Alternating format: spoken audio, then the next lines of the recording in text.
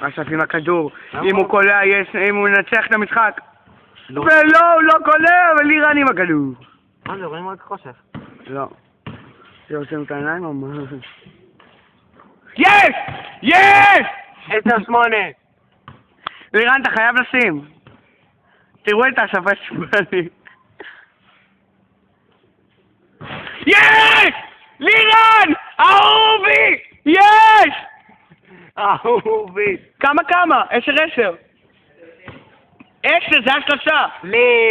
לירן. בבקשה תפסיק. אוי! יופי של בלוק, אסף! לירן, תתבייש לך!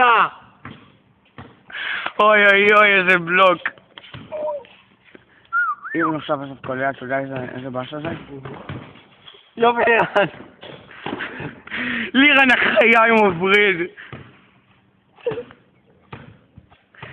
לירן שדר משחק. יופי ילד.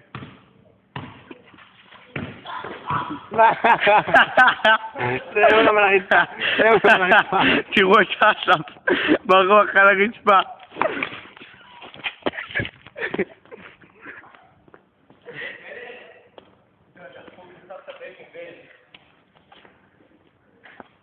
בסדר?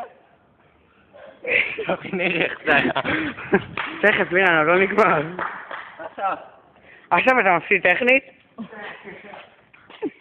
אז מה יש לך לומר למצלמה?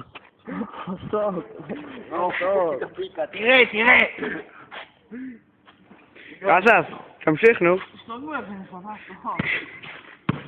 תראו את גיא שם יוסף וצוחק. תראה את אדום עושה לי. תראה? בוודאי הייתי צריך לשים לו קרס על הפנים. נו תקום כבר פצוע אנגלי, נו. אני טמבל. אני נכנסתי, אני עברתי קרוס, אתה מקומטם. טוב, הכדור של לירן. טוב, אסף, אין לי כוח להמשיך לצלם אותך. כבר, נו. אסף!